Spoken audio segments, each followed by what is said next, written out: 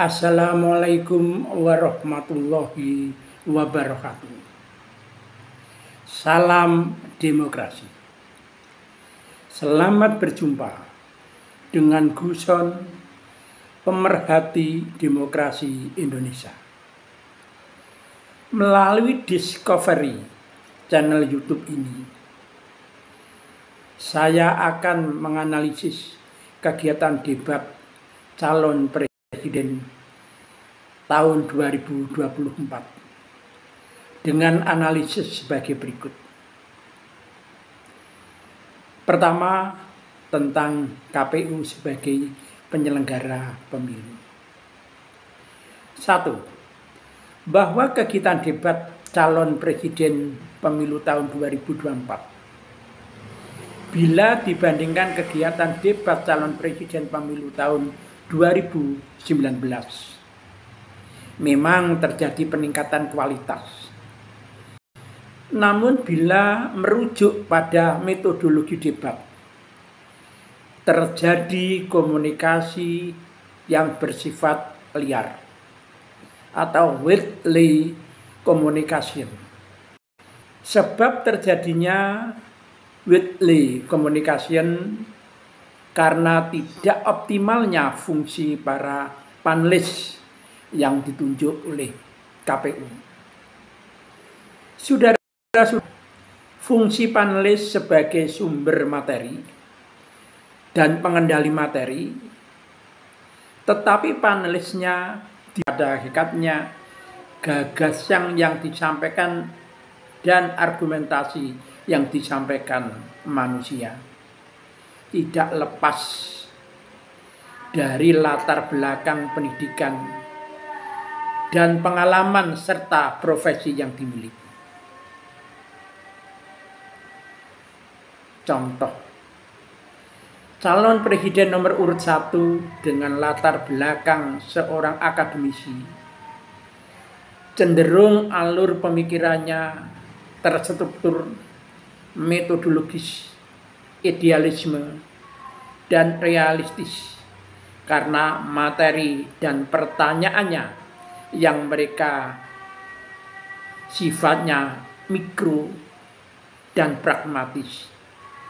Maka pemikiran terstrukturnya sebagai orang akademis tidak kelihatan hanya sebagai seorang orator.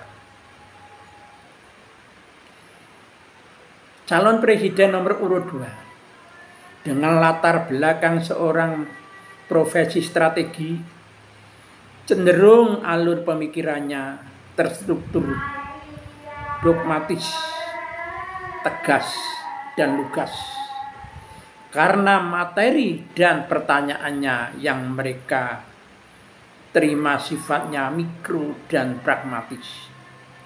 Pemikiran terstrukturnya sebagai orang militer tidak kelihatan hanya sebagai orang promotor. Calon presiden nomor urut 3 dengan latar belakang seorang legislatif cenderung alur pemikirannya terstruktur sebagai fasilitator, motivator, dan moderator. Karena materi yang dipertanyakan yang diterima mereka sifatnya mikro dan pragmatis, maka pemikirannya terstrukturnya sebagai orang bahwa yang pertama, komunikasi yang terjadi berada di persimpangan jalan, jauh dari maksud dan tujuan debat. Kedua, kurangnya optimalnya fungsi panelis sebagai juri kompetisi debat, penguji hipotesis, dan untuk menyimpulkan hasil debat di akhir debat. Ketiga, lebih berpikir di mikro dan masa lalu daripada makro atau global dalam perspektif ke depan. Keempat, kurangnya menyentuh pertahanan nasional dan pembangunan nasional dalam menghadapi tantangan global dan Indonesia Emas tahun 2045.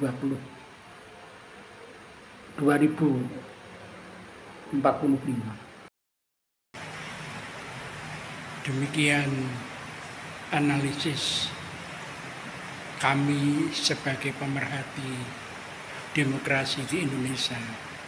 Semoga bermanfaat untuk meningkatkan daripada demokrasi di Indonesia yang akan datang.